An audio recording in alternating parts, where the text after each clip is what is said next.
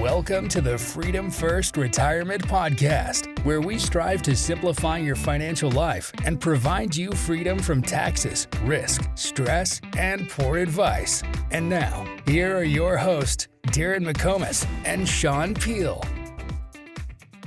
All right, welcome everyone to our first ever episode of the Freedom First Retirement Podcast. My name is Darrin McComas. I'm here with Shon Peil. A lot of people have asked us why are we doing a podcast? Why now? We were cranking out that written newsletter once a month. Now we want to replace it with a more engaging, a more dynamic form. So, podcasts seem to fit that. So kind of tell everyone what to expect. Well, it's a little more personal, right? I like that part of it. And everybody knows I'm not much of a writer, so little podcast style is a little more my style. But I think it's just good. It gives us a chance to kind of get face to face. We're going to give an opportunity for you guys to send in questions. We can tackle those a couple times a month. So our goal is to kind of do this twice a month, kind of replace the newsletter, and just make it a little more personal. Let you know what's going on in our lives. We got some fun things to talk about today. 15, maybe 20 minutes at the top, eventually have some guests on, maybe have some of our other advisors on. I think that'd be really neat. And it is going to be available on Apple, Spotify, YouTube, as well as our website. Yeah, and our goal is to have a couple good slides to talk about, some graphs, charts, and things, and we'll put those up on the website too to download. But really, this is just an informal thing. It's not going to be perfect. There'll be some mistakes and things, so bear with us. But we're excited to do this. We really want to keep our clients in the know and what's going on in the world of retirement. So, a lot going on. Summer's wrapping up here. Football season's upon us. We have the NFL training camps. They're wrapping up soon. We have our fantasy football night, very important, coming up here in a few days.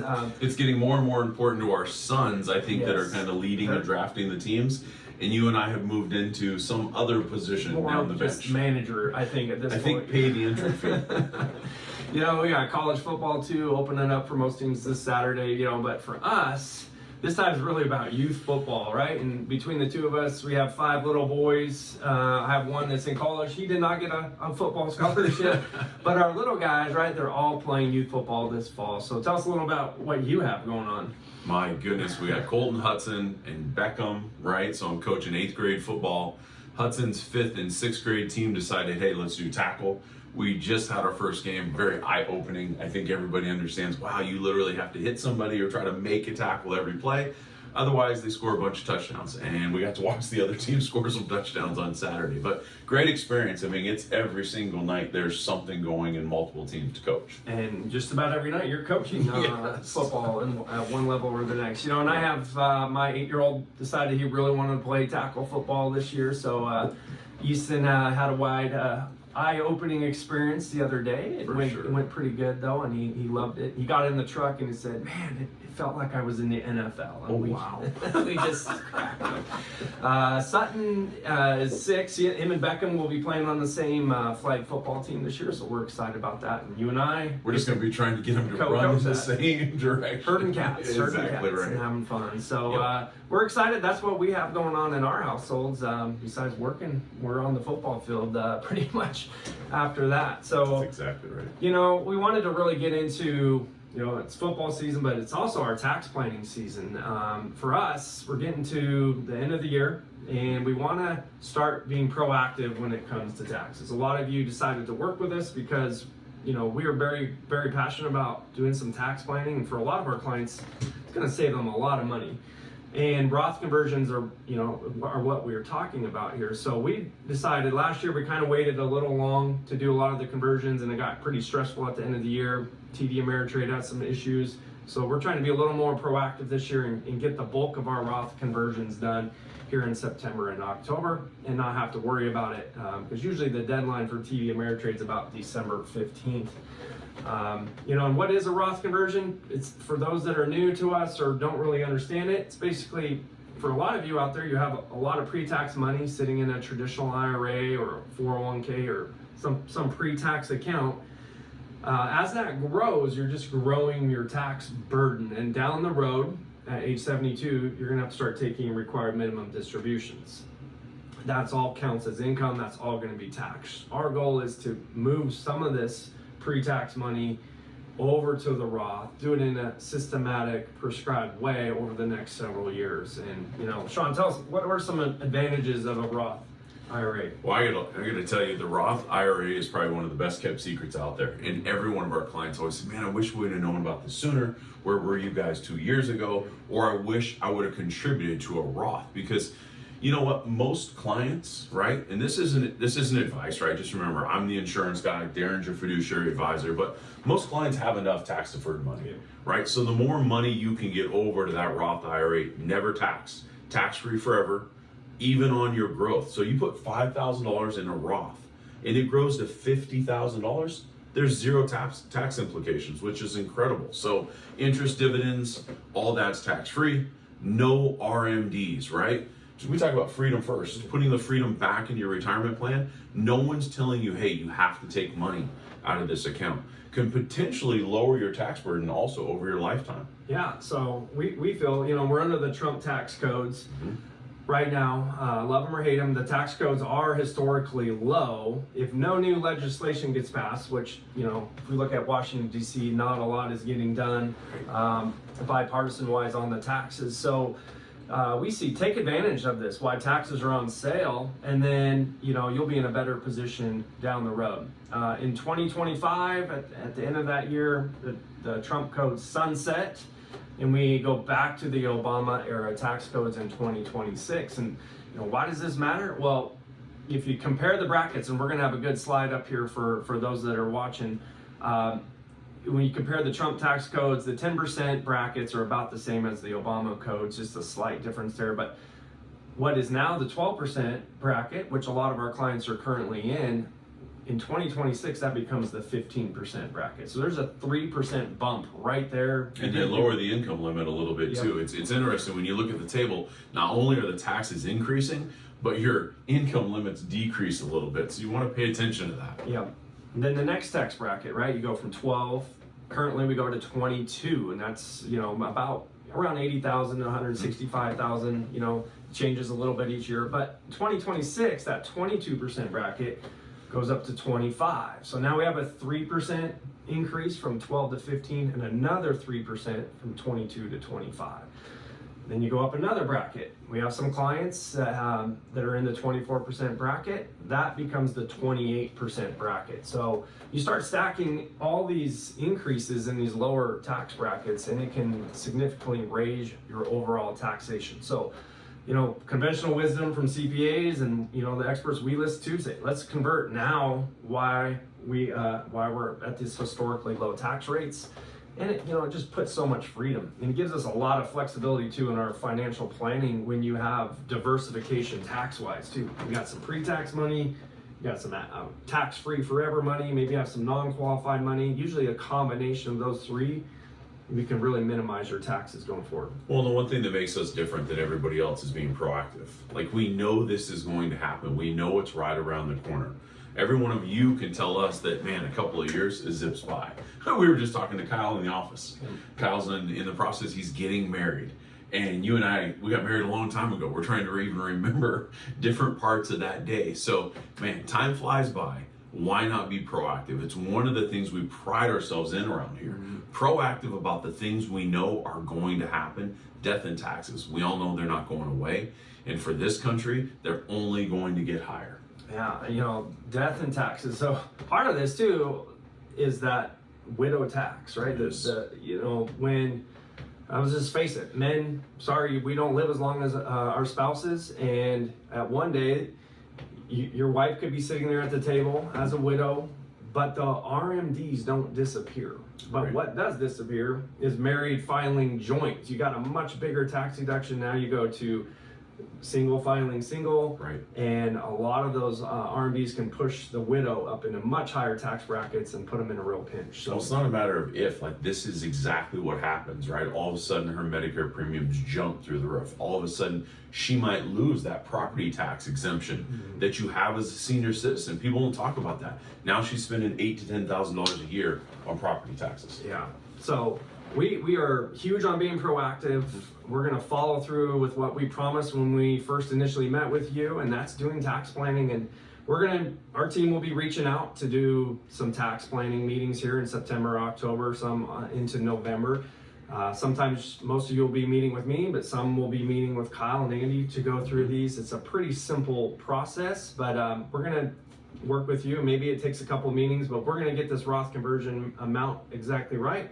Then it's really easy. It's one document. Usually it's signed through DocuSign. The money moves from the IRA to the Roth. There's a couple ways to pay the taxes on that. If you have a significant amount of cash just sitting around the bank not really doing anything, that's a great use for that cash to pay the tax bill on that conversion. For most of our clients though, they don't have that luxury. We just have the taxes withheld. So TD Ameritrade will take out a certain percentage, whatever we tell them to. They send that to the IRS. The remaining net amount goes to the Roth, and that's it. And you know, is this a good time to be doing a Roth conversion? We have a pretty choppy market. We're going to get into that here in a second. But you know, conventional wisdom, again, CPAs say if you can take advantage of a down year in the market, that's a good time to do a Roth conversion. We've had a lot of cash built up in our portfolio models, just sitting on the sidelines specifically for this Roth conversion that we're going to be doing. You know, we always preach, you don't want to do a Roth conversion with money that's been drilled by the market, that's down 20, 25%, and then you have to stack on a 20, 22% tax bill on top of that. That double whammy. You just don't have enough time, right, for that growth to eventually make up the taxation, the market loss. So the dry powder sitting on the sidelines makes a ton of sense. Mm-hmm. You know, the advisors in our office are phenomenal in explaining, allow that market growth to grow that account and pay for the taxes that you paid out of that account. I always say retirement's a time for your money to pay you back. Like genuinely, that's why we don't want to see, you know, money sitting in bank accounts or under the mattress, for a lack of better terms. You need your money to be growing, and you need someone to be making sure that it's tax efficient as possible. Yeah, that's right. And you know, the fixed indexed annuity is another kind of form of cash that a lot of you have available to you that have a fixed indexed annuity, and we always preach taking that 10% free withdrawal. Take advantage of that. That money is never going to be down in the market, so it's a good source to use for income or use for a Roth conversion. Well, that's a great point. The fixed rates that they're offering right now too are incredible. Over 3.5% you can get right now in the first year on that money through a fixed index annuity. We've had multiple clients lately sell houses, have lump sums of cash. They're taking advantage of it. And let me just put it this way. You get 3.5% on $300,000 or $400,000. That's guaranteed interest that you're making that first year. That money will help offset any taxes that you might be doing for a Roth conversion. I mean, I saw a lot of the Roth conversions you guys were doing. Maybe it's a $15,000, $20,000 tax bill. Well, if interest, right? If the interest from your account was $12,000 of that, that's phenomenal. Yeah, it's a great way to pay that tax bill. So yeah, there's a lot of ways to do the Roth conversions. We'll walk you through that. And so just be heads up, we're going to be reaching out and starting to book those Roth conversion meetings with you here shortly. Let's talk about markets, right? I'll let you talk about the markets. I'll chime in some basic language to it. Yeah, so if we look at, you know, July was a great month in the markets. They called it a bear market bounce, right? But last Friday at Jackson Hole, the Fed came out and Jerome Powell basically stuck a fork in that narrative. Yes. That they're going to pivot and they're going to start cutting rates. He basically said there's zero chance that we're going to pivot. There's zero chance we're going to pause rate hikes. There's zero chance that we're going to cut interest rates. Finally, some common sense. Yes, and the market heard that loud and clear. A lot of people were caught off sides. They were very bullish, and they got smacked pretty hard on Friday. We did not, but you know, we had some clients over the summer. They're like, "Hey, you know, the market's going up. Our accounts aren't going up with it. What's going on?" We just kept preaching patience. We felt this narrative was based just on total BS, to put it honestly. Nicely, yes. That we don't do narratives around here. This is a chart here of the three major markets in July, and you know they were all up. And it was led by the tech, the Nasdaq, up over 11% just in July alone. We think this is going to get unwound pretty quickly now that the Fed has come out and said they're very hawkish. So we put this chart in our last newsletter, and I think it's super important to hit again. A typical crash, if we look at 2000, the dot-com bubble, that took almost 3 years to unwind. The global financial crisis, that was 18 months roughly. That's that orange line there in the middle. The blue line is this year. A typical market crash has several bear market bounces where the market rips upwards, gets everyone thinking they missed the bottom, got to get in and chase, and then bam, it reverses. And look at 2008. I put some red circles there. There was a point when the market dropped 26%, shot up 21%, and then ultimately lost 32%. And people that chased those market bubbles, right, and listening to the Jim Cramers and all the pundits on TV, it really got them hurt. And the same thing happened in the dot-com bubble. 25% crash followed by a 23% growth, and then bam, a 28% drop. I just find it interesting, right? I mean, we're going from 2000 to 2021, right? It's 21 years there. Is at a barbecue talking to some other buddies that are in the industry. And even they forget. It's like they don't remember. Some of them have a lot more experience than us. And the one thing I'm proud about with this firm is that we realize we're not the smartest guys in this industry. And when Darrin and the team reached out and hired the analysts that you were paying attention to, it's not that they're never wrong. It's just that they are doing a phenomenal job of not drinking the Kool-Aid. And just remember, by the time you hear about it and you call the guys to make this trade or this unbelievable deal, it's already happened, right? Nowadays, the information's out there. And what I love about the analysts, they're forward looking. So you guys are ahead of this. We're not buying into some of the nonsense. I don't even really listen to the news anymore because it's more of a joke than anything else. But I'm glad we're ahead of this, and I'm glad we made changes in January. Yeah. I guess our caution to you is there's a lot of clickbait stuff out there. Yes. There's a lot of newsletters that are trying to sell subscriptions. The Jim Cramers, those people that are on TV, they get paid by ad revenue. So, they got to be bullish. They got to be always pumping up the market to get people to watch and stay tuned. And just be careful because there is no real process there. They're just chasing price, momentum, and things. That's why I love our analysts at Hedgeye Risk Management, right? They're usually right over a longer period of time. They may miss a week or a few days here, but over a long cycle, they nail this stuff. And they really have us heading into 4 straight quad fours. And, the Jackson Hole meeting last Friday at the Fed, they basically said they're not going to stop until they're going to break something. We always joke it's Operation Break Stuff. They're not going to quit until they break, maybe it's the housing market that pops. Maybe it's the economy and the job market. Maybe it's the stock market. Maybe it's a bank or a hedge fund that blows up. Could be one of them, could be 2 of them, could be all of them break at the same time or close. But they are not going to back off the pedal. Their number one job is price stability in fighting inflation. So the hawkish rhetoric keeps coming out from them, and the markets, I think, are going to sell off pretty hard from here. That's why we're not panicking, right? The Friday, the markets were down 3-4%. We were slightly negative. I mean, barely like a 100% or 2 negative. So we don't chase the narratives. We don't freak out. We were just preaching patience. Be patient. 4 straight quad fours is not good for the market. That quad 4 is very bearish. That's when you have the economy slowing down. That puts you on the bottom half of that graph. And then you have deflation because there is demand destruction. People have lost jobs and they're not buying things as much, and so prices come down as well. Could be a long bumpy road, but we are set up pretty well. Between a lot of people have the fixed index annuity that's the foundation of your retirement plan, and then we're being very cautious heading into that setup as well. Again, just remember, and I think about this all the time, all the classes we've taught, all the other advisors we work with, and being a consultant to Abraham and Company like I have the last few years, and to all these other firms, everything starts with a plan. And if you feel like you're missing something in a plan and you need to talk to our team, reach out, because it's not emotional around here.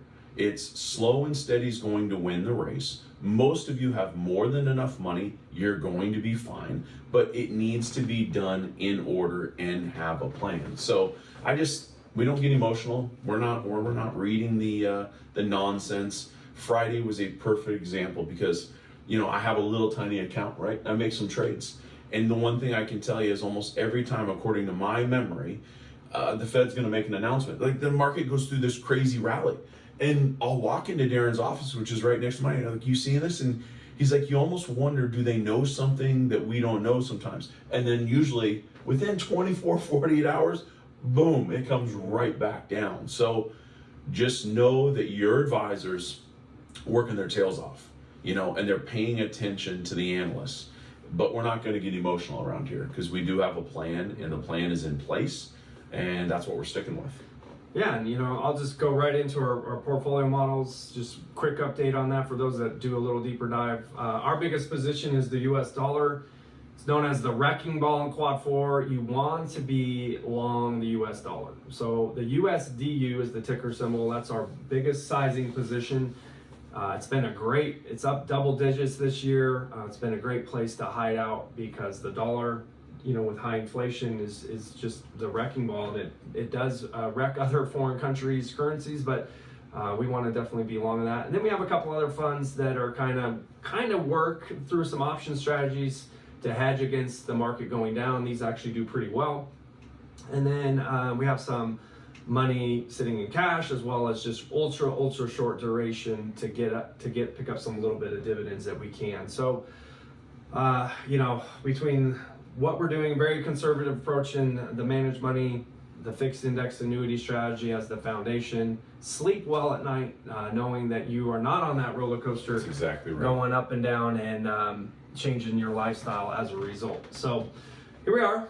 And episode 1, wow, went fast. It did go quick. If you like what you're seeing, like what you're hearing, please pass it along. Any friends, family members that might need some help in retirement, that's our biggest compliment is when our current clients pass along our contact information and our information.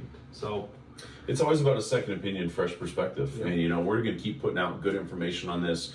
If you have questions or need our help, please reach out to us.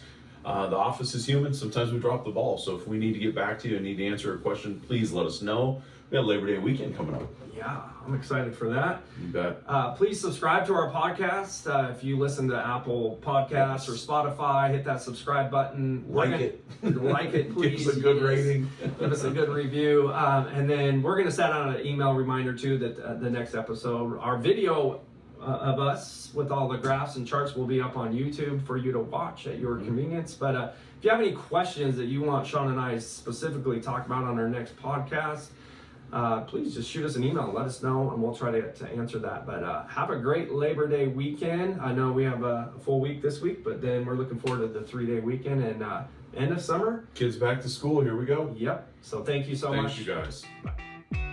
Thank you for listening to the Freedom First Retirement Podcast. Make sure you subscribe so you don't miss any future episodes. For more resources, or if you have any specific financial questions, contact us at abrahamco.com. That's abrahamco.com. The Freedom First Retirement Podcast and related materials are provided for general information and entertainment purposes only and do not constitute accounting, investing, legal, tax, or professional advice. Visitors should not act upon the content or information found here without first seeking appropriate advice from an accountant, financial advisor, lawyer, or other qualified professional.